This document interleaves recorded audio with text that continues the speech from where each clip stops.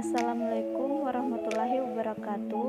Saya dari Prodi Pendidikan Bahasa dan Sastra Indonesia, Fakultas Keguruan dan Ilmu Pendidikan Angkatan 2020, Universitas Tadulako. Perkenalkan, nama saya Nur Hijra dengan stambuk A11120059. Pada video kali ini, saya akan membahas tentang analisis kesalahan berbahasa dalam tataran fonologi. Sebelumnya, kita kenal dulu apa itu kesalahan berbahasa. Kesalahan berbahasa adalah bagian dari pembelajaran bahasa secara formal maupun non-formal. Bahasa dan kesalahan berbahasa memiliki hubungan yang sangat erat. Adapun fonologi. Fonologi merupakan suatu ilmu yang menelaah yang teliti mengenai fonem-fonem yang ada pada bahasa.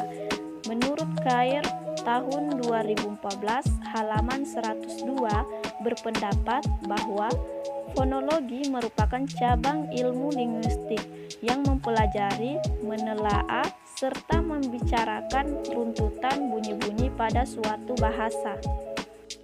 Kesalahan fonologi terjadi ketika pengucapan suatu fonem tidak sesuai kaidah kebahasaan seperti huruf R berubah menjadi L dan F, menjadi P dan B, menjadi P. Kesalahan pada aspek fonologi terjadi dalam penggunaan bahasa lisan, baik secara produktif atau berbicara maupun reseptif atau mendengar. Menurut Setiawati tahun 2010 halaman 23 berpendapat bahwa kesalahan berbahasa dalam bidang fonologi meliputi penghilangan fonem, penambahan fonem, dan perubahan fonem. Adapun kesalahan fonologi yang ditemukan adalah sebagai berikut. Yang pertama, kesalahan penggunaan huruf kapital. Yang kedua, kesalahan penggunaan huruf miring.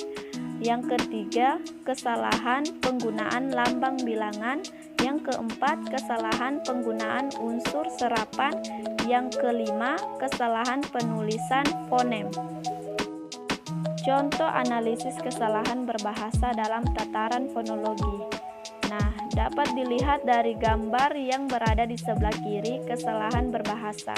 Pada poster makanan yang saya dapat di aplikasi Tokopedia, pada poster tersebut terdapat kesalahan pelafalan karena perubahan fonem, penghilangan fonem, dan penambahan fonem.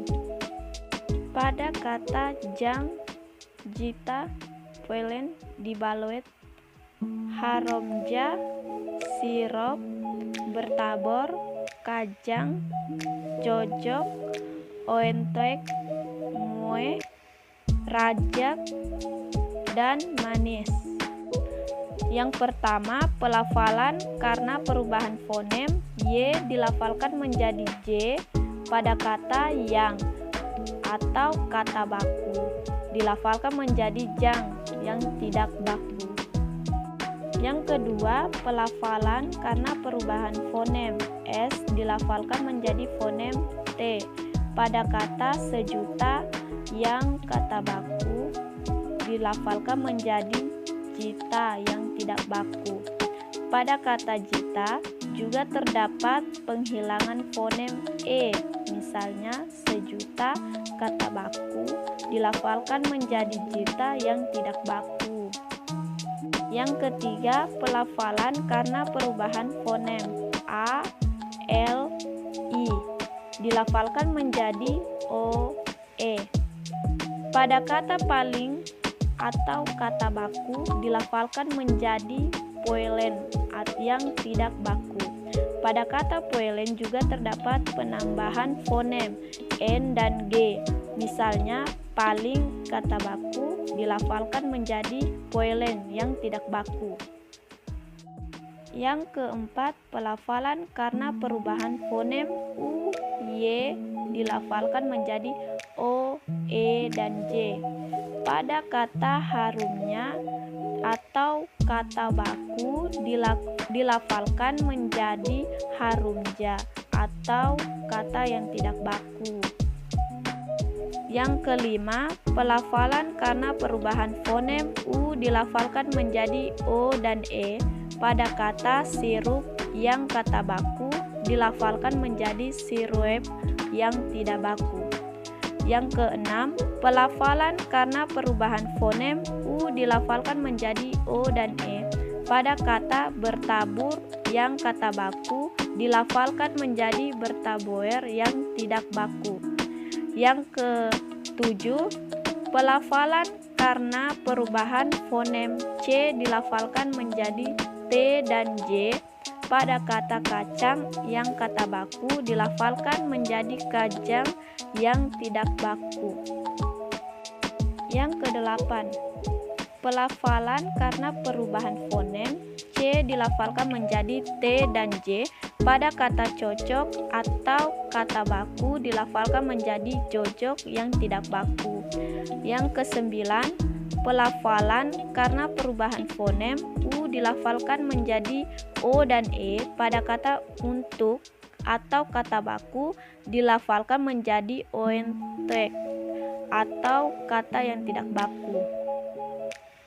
Yang kesepuluh, pelafalan karena perubahan fonem U dilafalkan menjadi O dan E pada kata mu yang kata baku dilafalkan menjadi moe yang tidak baku.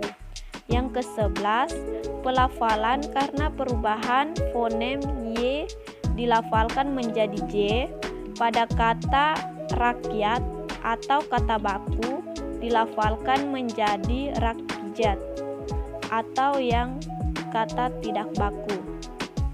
Yang ke-12, pelafalan karena penghilangan fonem E misalnya manis atau kata baku dilafalkan menjadi manies atau kata yang tidak baku. Nah, itulah tadi sedikit pengetahuan tentang kesalahan berbahasa dalam tataran fonologi. Semoga dengan adanya video ini dapat menambah wawasan kita semua dan semoga bermanfaat. Sampai jumpa.